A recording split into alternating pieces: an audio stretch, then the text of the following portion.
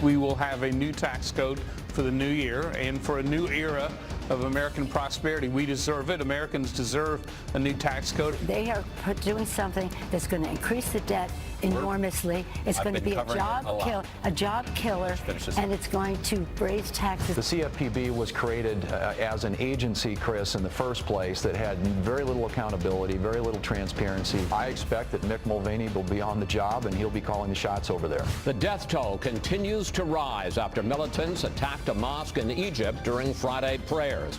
305 people, including 27 children, are dead.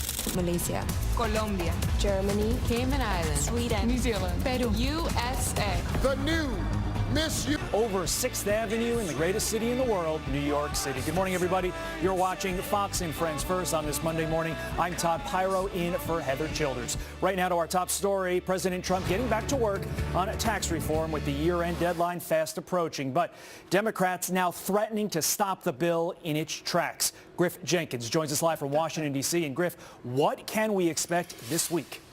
We can expect crunch time, Todd. Only 12 days remaining on the legislative calendar and a long to-do list. At the top, as you mentioned, tax reform. The president tweeting his members return to the Capitol today. He says, back in D.C., big week for tax cuts and many other things of great importance to our country. Senate Republicans will hopefully come through for all of us. The tax cut bill is getting better and better. The end result will be great for all. The Senate hopes to vote on a bill later this week, but at least 6 senators are on the fence for a variety of reasons, ranging from increasing the debt to repealing the Obamacare individual mandate to unfairly favoring corporations over small businesses.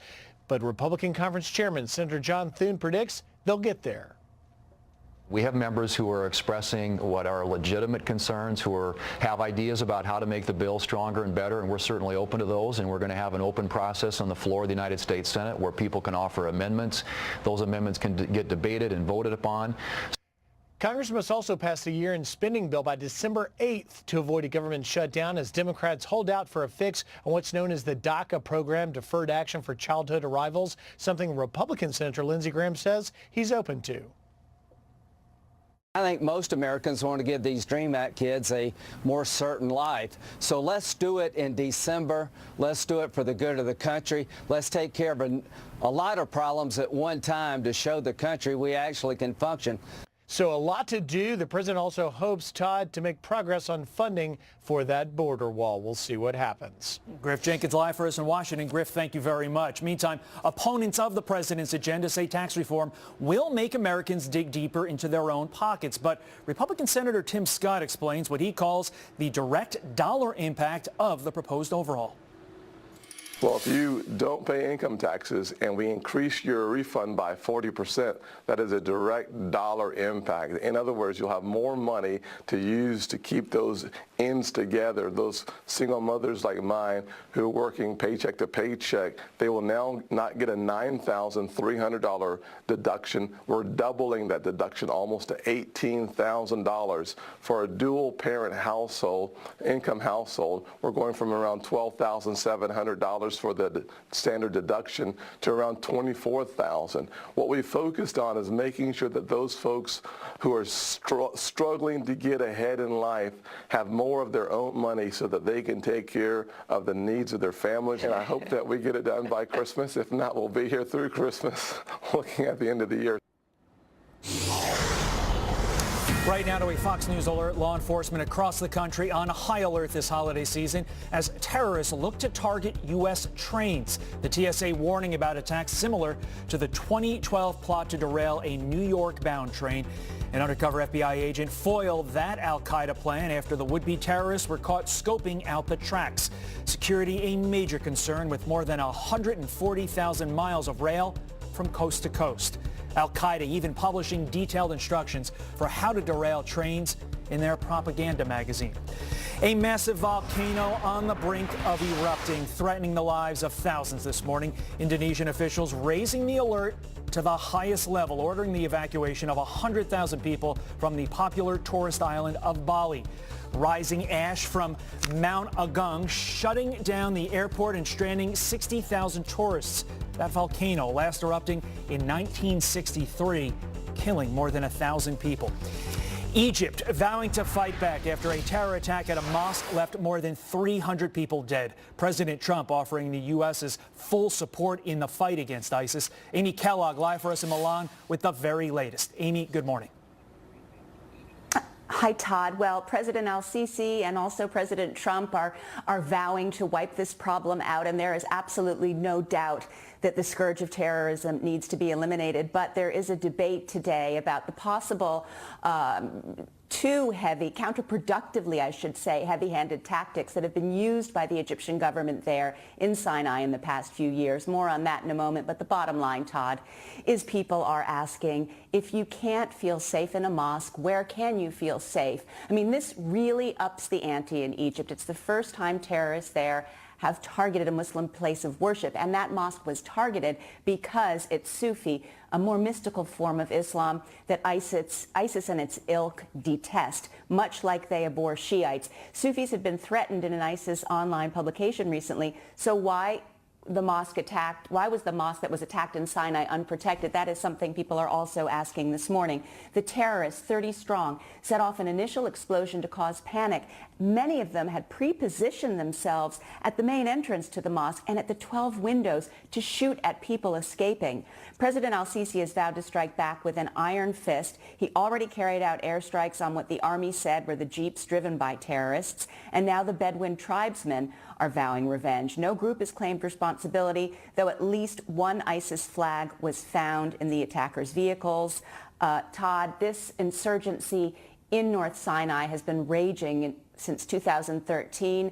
Mainly Christians and police officers have been targeted. Hundreds have been killed. But as I mentioned earlier, there has been a debate that possibly this militant Islam has flourished because the area has been really neglected by the central government. There are lots of social issues that need to be addressed, and some residents say they feel the government is almost as hard on them as the terrorists. So it is a very tricky situation. Vows for revenge and pleas for change. But so far, it's not clear what the solution will be in the Sinai, Todd. Tricky situation, to say the least. Amy Kellogg live for us in Milan this morning. Amy, thank you. Meantime, President Trump condemning the attack on the Egyptian mosque and demanding action be taken to defeat radical Islamic terrorism. Madison Giussiotto, columnist at the Washington Times and member of the National Diversity Coalition for the Trump Advisory Board, says it is time for the world to come together to take on these terrorists.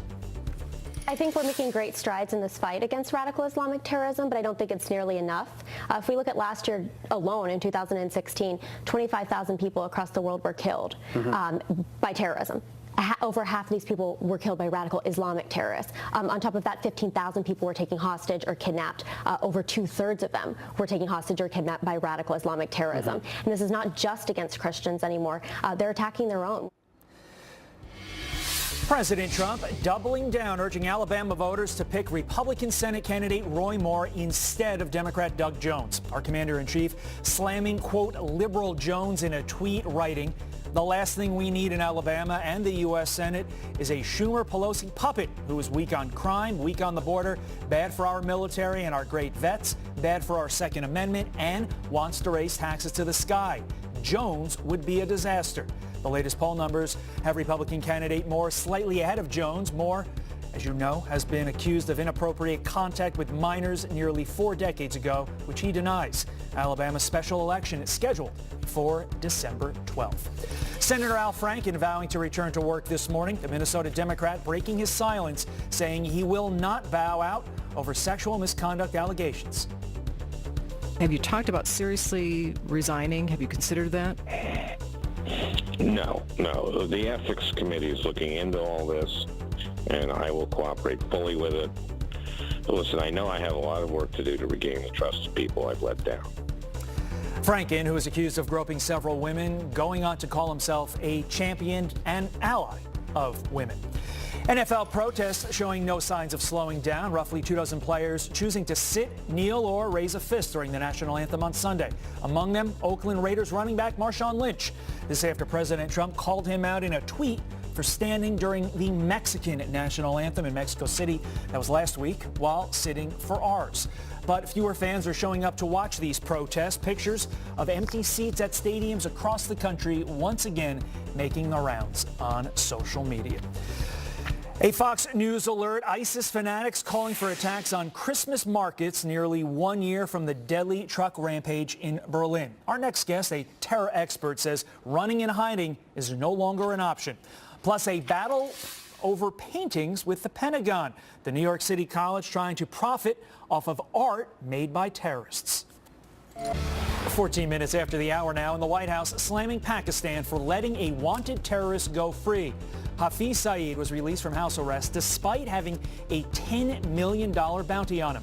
White House Press Secretary Sarah Huckabee Sanders demanding Pakistan rearrest and charged him. Saeed is believed to be the terror mastermind behind the 2008 attacks in Mumbai, which left 166 people dead, including 6 Americans. A New York City college sparking outrage for trying to sell artwork created by suspected terrorists at Guantanamo Bay. The Pentagon demanding the taxpayer-funded John Jay College burn its collection of 36 paintings and sculptures. That exhibit, called Ode to the Sea, defended in a petition by a professor saying, quote, let them know that burning art is something done by fascist and terrorist regimes, but not by the American people.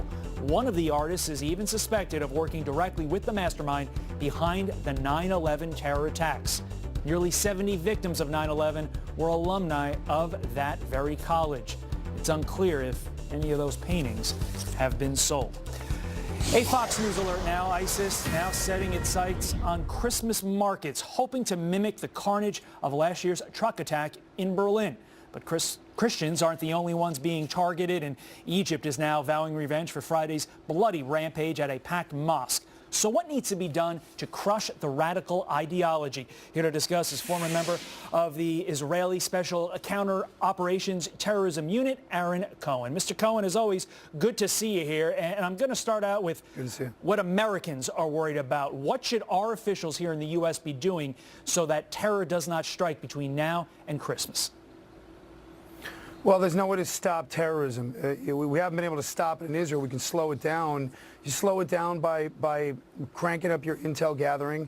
Intelligence is the most critical layer of counterterror operations. You need actionable intelligence. So once you've got the intelligence game hammered down, then you can deploy military forces, special operations units to go and neutralize and kill those terrorist leaders. Those are what you want. That's what we want to do. We want to kill the terrorist leaders or capture them alive so that we can interrogate them and then prevent future attacks from happening here in the States. So I want to differentiate. Certain terrorists you want to kill, the mid-level ones.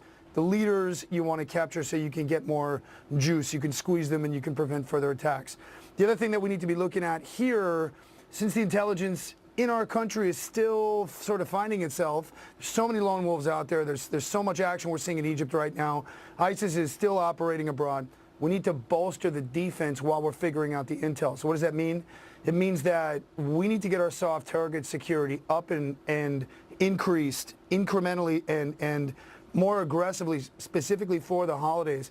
And I mean that cities and counties, wherever there's crowds, there needs to be soft targets, security, and it's got to be armed security. It's got to be able to respond with a appropriate amount or more aggressive amount of force. So if somebody comes in shooting, you have to be able to respond with an equal amount or more aggressive amount of gunfire. So that means the private sector and releasing some federal money to be able to bolster the security specifically for the holidays here. That's where I come out. Well, let's talk a little bit about your views on the private sector participating in this effort. 2 questions. One, who pays for it and where are these individuals deployed?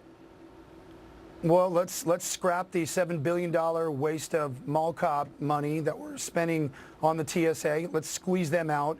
Let's hand that over to the FBI and let the federally trained professionals of the Federal Bureau of Investigation start to take over, or let them put together some kind of special security screening apparatus for the actual check-in. Stop looking for weapons, start looking at behavior.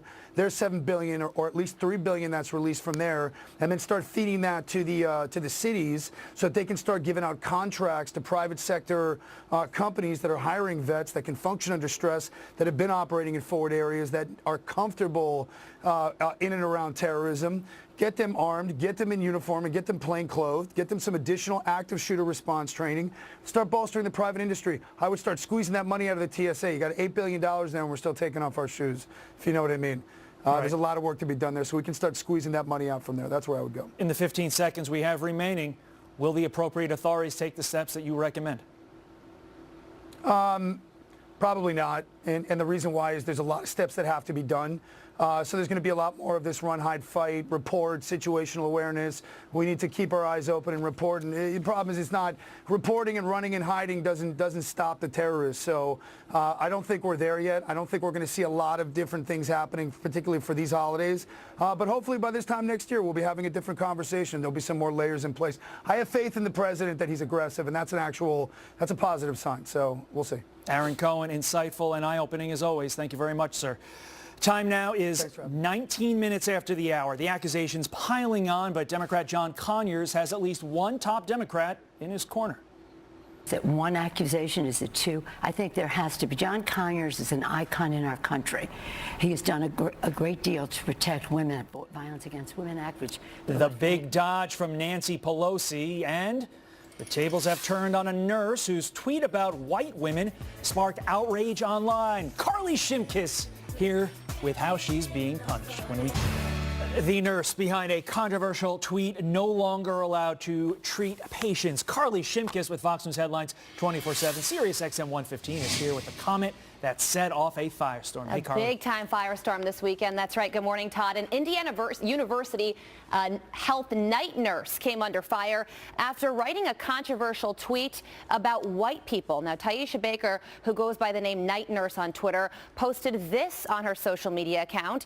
Every white woman raises a detriment to society when they raise a son, someone with the highest propensity to be a terrorist, rapist, racist killer, and domestic violence all-star. Historically, every son you had should be sacrificed to the wolves. Well, a statement from Indiana University did not name any names, but they did say a recently hired IU health employee tied to troubling posts on social media this weekend is no longer an employee of IU Health. Social media, of course, chiming in on this one. Ralph says she should lose her nursing license forever. And another tweet says, seriously, I wouldn't let her near patients again. Anyone who would say this is not to be trusted to practice her professional faithfully. Yikes. Yeah, it's kind of sad. It's really a stain on a group of individuals that really do the Lord's work. Those night nurses are unbelievable. Absolutely. All right, this one, this guy's been on our air a lot, Ben Shapiro, and everybody seems to attack him. He seems like just such a nice guy.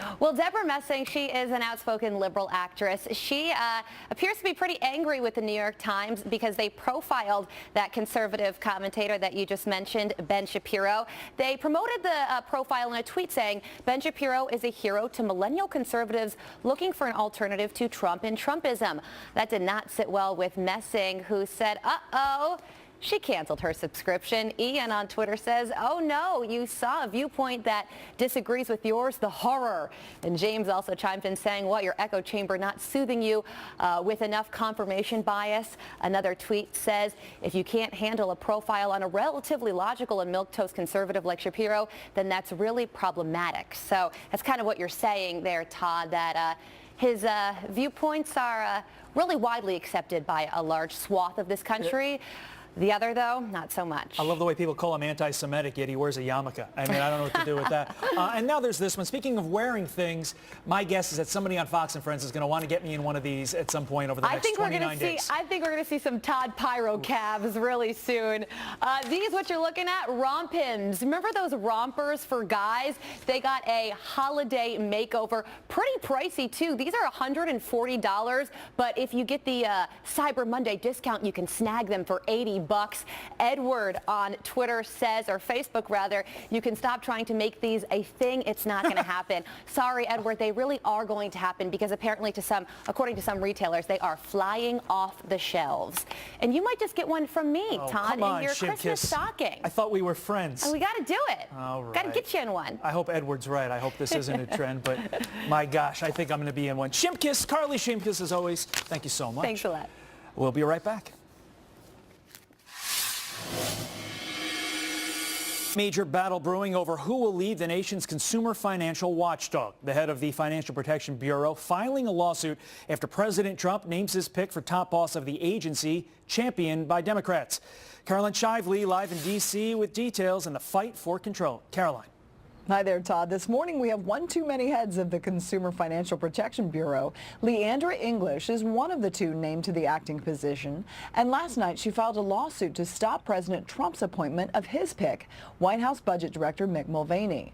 English was appointed by former head Richard Cordray, and she would likely follow his lead of going hard at financial institutions, pushing for tougher regulations and enforcement with little oversight. Cordray was the head of the Bureau until Friday when he quit. The Dodd-Frank Act that created the agency says he can name his successor. Cordray is a hero for some watchdog groups and a major target of Republicans in the banking industry who say he has completely overstepped his mandate. One of those Republican critics has been Mick Mulvaney.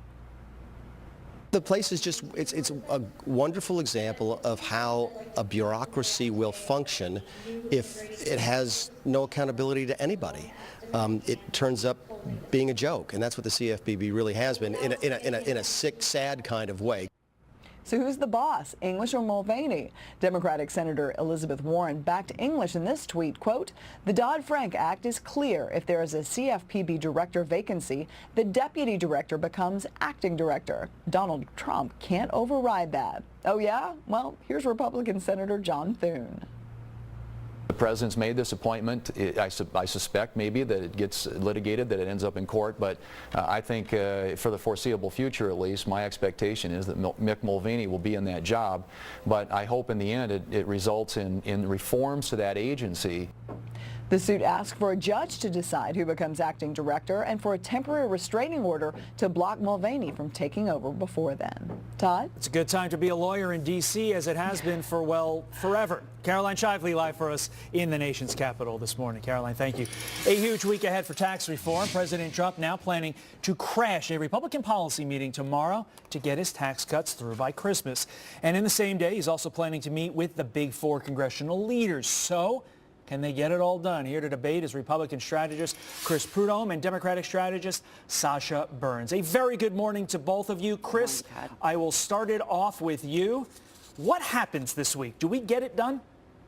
I certainly do believe we get it done. This is a major make or break week for Congress with a 17% approval rating. Look, this is a plan that is certainly has a little bit in it for everybody.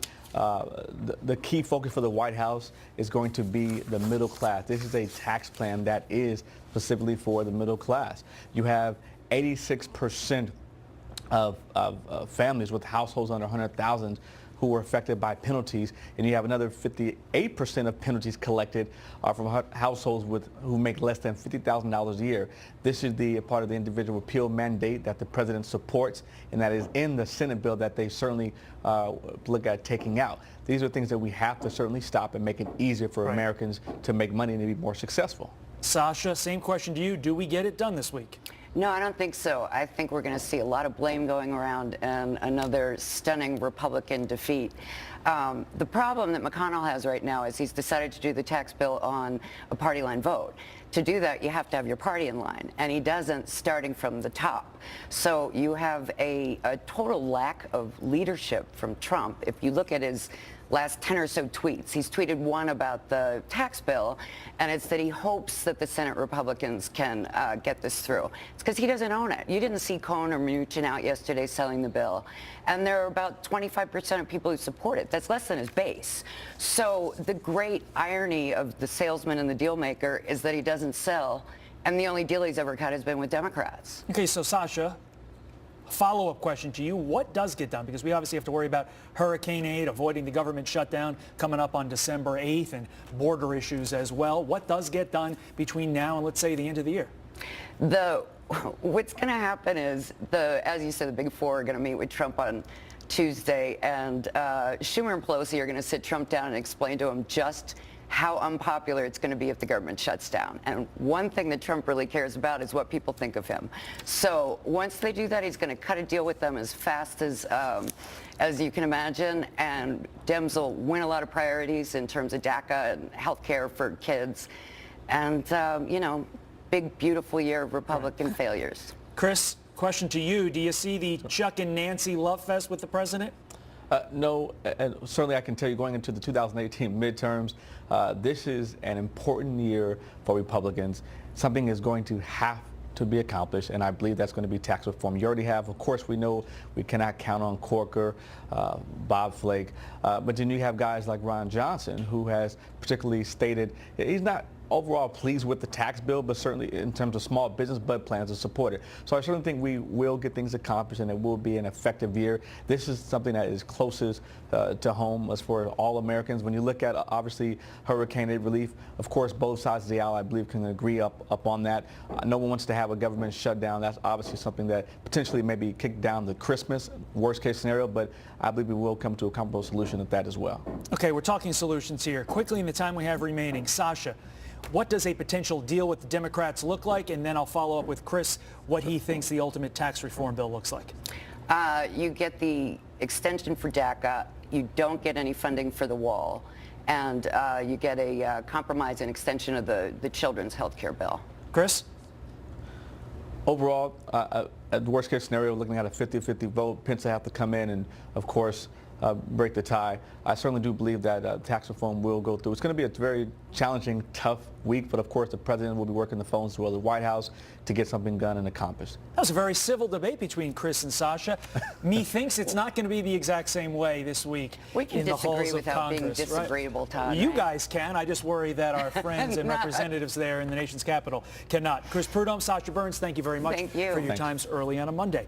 A packed United Airlines plane forced to make an emergency landing overnight. The flight from Munich to Newark landing in London after reports that several passengers complained about feeling lightheaded. Emergency personnel quickly boarding the plane to check on passengers and evaluate them. No word on what was making those people feel sick.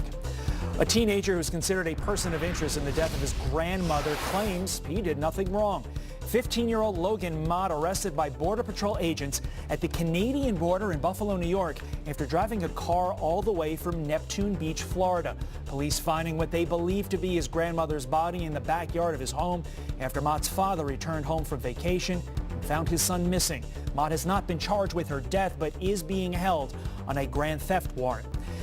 A brand new scathing report claiming the FBI didn't warn U.S. targets about Russian hackers. The feds accused of knowing for more than a year that personal emails were in the Kremlin's sites. The victims included the former head of cybersecurity for the U.S. Air Force, an ex-director of the National Security Council, and a former top boss of the Defense Intelligence Agency. FBI has yet to respond to this report.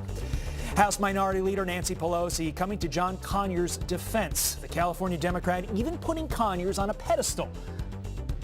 Conyers, who stepped down from the Judiciary Committee over sexual assault allegations. Here's what Nancy Pelosi had to say about John Conyers. We are strengthened by due process. Just because someone is accused, and was it one accusation? Is it two? I think there has to be. John Conyers is an icon in our country. He has done a great deal to protect women. Conyers, who is under investigation by the Ethics Committee, is accused of using taxpayer dollars to settle sexual misconduct lawsuits. Malibu, California, now backtracking his claims. The city told the Malibu United Methodist Church to stop serving meals because they are increasing homelessness. Church leaders who have been feeding the homeless for the past 3 years forced now to find a place away from the church and neighborhood homes. This as LA County's homeless epidemic reaches nearly 30,000 people. And get this, Russia is certainly not loving it. A bill by the country's lawmakers requiring all American news organizations to register as foreign agents may now expand to include fast food chains. The proposal accuses restaurants like McDonald's of having manipulative and misleading advertisements by portraying food that negatively affects health, but in a positive light. Vladimir Putin expected to sign that proposed law. A Fox Business alert now. Bargain hunters, get ready to click. Those deals aren't over yet. Tracy Carrasco from our sister network, Fox Business, here with record-breaking sales expected today here on Cyber Monday. Tracy, good morning. Good morning, Todd. Happy Cyber Monday to you. Happy Cyber Monday to you. It is expected to be a record-breaking day. The Super Bowl of shopping, as we'll call it now, with $6.6 billion in sales expected today on Cyber Monday. That's compared to $5 billion spent this past Friday, Black Friday, on online shopping. And this Cyber Monday deals that we're seeing now, we're expecting that's double the price of what we spent last year. So it's going to be a record-breaking day. And Adobe Analytics, they're expecting about $107.4 billion to be spent overall this holiday season online. Wow, that is remarkable. I want to go into this one. If you've seen a lot of the KFC commercials, they have these really good comedians dressing up as Colonel Sanders, and they're continuing in the comedy business, it seems, offering a $10,000, quote, internet escape pod. Yes, because sometimes you just need to get away from it all. So on KFC's online store today for Cyber Monday, they're offering a special deal on this internet escape pod, $10,000, marked down from $96,000. It's a real steal there. But there you go. You can go inside that little KFC pod with Colonel Sanders, giving you a little hug on top, and just get away from, the internet, your work, phone, whatever you need to escape from. I love the way in the article they say it may not actually work. Yeah. Those guys are funny over there at KFC. And this is kind of interesting. Candy cane Oreos? Yeah, so these are Oreo flavored candy canes. There they are. They're black and white, and they're supposed to taste like the cookies with the cream. So they're new out this holiday season, not to be confused with the candy cane flavored Oreos, which are pepperminty. So. Oh, I'm totally thrown off. So much to sort of delve into there. And one final thing. Yes. I know what I'm getting you here on Cyber Monday. What's that? It's the sweatshirt that I wore on the social medias that said, I'm a pug lover. Yes. I can't deny it. I'm a pug lover. Tracy Carrasco live for us here on a Monday morning. Todd. Tracy, thank you. All right, the deals aren't over yet. This Cyber Monday, like Tracy said, set to be the biggest ever, but with so many discounts, where do you start? From the apps to the retail tricks, Kurt the Cyber Guy's here with the tips you need to grab the right gift. Hey, Kurt.